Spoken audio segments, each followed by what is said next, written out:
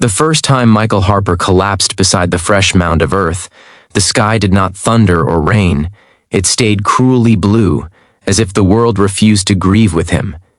His hands clawed at the grass, his shoulders shaking, his face pressed into the cold soil where his daughter's name had been carved in stone. He wept the way men do when there is no one left to impress and nothing left to lose, wept as if the sound might reach underground and bring his child back.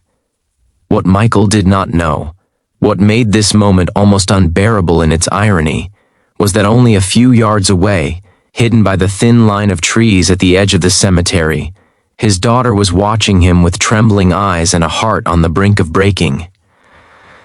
If you believe in kindness, second chances, and the power of love that refuses to die, take a moment right now to like this video, comment your thoughts, share it with someone who needs hope, and subscribe to the channel so more stories like this can reach the hearts that need them most. Michael had always been a quiet man, the kind who fixed broken things instead of talking about them. He worked as a mechanic in a small town in Pennsylvania, grease under his nails and honesty in his bones.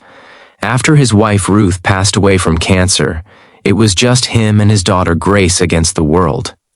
He raised her between oil changes and late-night homework, packing her lunches, attending every school event, and praying silently every night that he was enough. Grace grew into a gentle young woman with a stubborn kindness that mirrored her father's, and when she left for college, Michael felt both proud and hollow, like a house that still stands but echoes. The call came on a gray November morning, a voice on the other end telling him there had been an accident on a rural highway outside town. A car fire, severe injuries, identification delayed. By the time Michael arrived at the hospital, he was numb, floating somewhere outside his own body.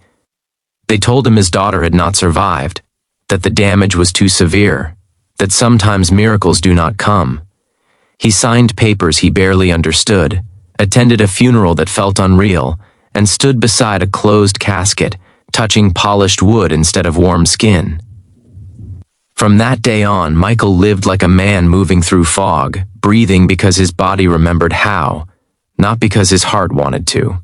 What no one told him, what no one knew, was that Grace Harper had not died that day. Pulled from the wreckage unconscious and burned, her identification destroyed, she was transferred to a trauma center under a Jane Doe file. She drifted in and out of surgeries in silence, her memory shattered into fragments that refused to align. When she finally woke fully, weeks later, she knew how to read, how to walk, how to pray, but not who she was or where she belonged. The nurses called her Abigail, a name chosen out of kindness, and she accepted it because she had nothing else to hold on to. Months passed, then years. Grace, still known as Abigail to the world, recovered physically but carried the ache of a missing past like a shadow. She worked small jobs, volunteered at a hospice near the edge of town, and lived in a modest apartment funded by donations and quiet generosity. Something always pulled her toward the cemetery behind the hospice, a strange gravity that made her walk there on breaks, sit on benches, and feel a sorrow she could not explain. She would stand among the headstones, reading names, whispering prayers for people she had never met, feeling as if she were both visitor and resident in that place. On a crisp autumn afternoon, Grace noticed a man she had never seen before kneeling at a grave, his grief raw and unguarded. There was something about him that made her stop, a familiarity that tightened her chest. She stayed hidden among the trees, unsure why her hands were shaking. The man looked older than her memory suggested, his hair grayer, his back bent under invisible weight. When he pressed his forehead to the stone, Grace felt a sudden, violent rush of images, a garage filled with the smell of oil, a warm laugh, hands teaching her how to ride a bike. Her breath caught as she read the name on the marker, Grace Harper, beloved daughter. The truth crashed into her all at once, merciless and overwhelming. She was not Abigail, she was Grace, and the man weeping at her grave was her father.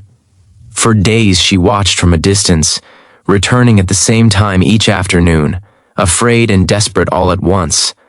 Michael came daily, rain or shine, speaking softly to the stone, leaving fresh flowers, apologizing for things she could not hear. Grace saw how he aged in those moments, how grief had carved lines into his face. She wanted to run to him, to call his name, but fear held her back. What if she was wrong? What if she shattered him again? The weight of his pain pressed on her until it felt impossible to breathe. The change came quietly, the way healing often does.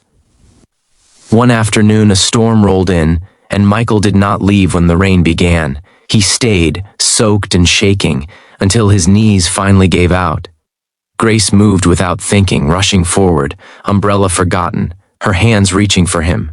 As she helped him up, their eyes met, and something ancient and unbreakable passed between them. Michael stared at her as if seeing a ghost, his mouth opening in silent disbelief, his heart pounding against hope he had buried. In the weeks that followed, truth unfolded through medical records, scars, and tests that confirmed what their souls already knew.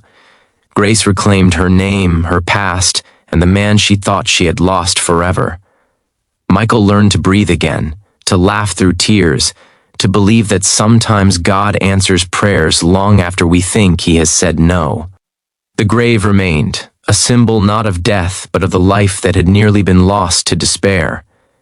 If this story is touching your heart, if it is reminding you of someone you love or a second chance you never expected, please take a moment to like this video, share it with others, and subscribe to the channel so more stories of hope can continue to spread.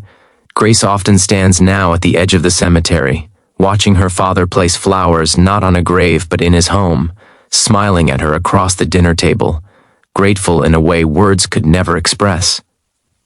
Michael still visits the cemetery sometimes, not to mourn, but to remember the darkness they survived and the light that found them again. Their story became a quiet testimony in their small town, a reminder that love does not always end where we think it does. Before this story ends, we have a special request for you. Please comment below and tell us what this story meant to you, or who it made you think of, because your words might be exactly what someone else needs to read today. In the end, the father who once wept at his daughter's grave learned that love is stronger than loss, and the daughter who watched him from the shadows discovered that even the deepest grief can be transformed into a miracle. Sometimes the dead we mourn are not gone at all, and sometimes the living we despair over are closer than we ever imagined.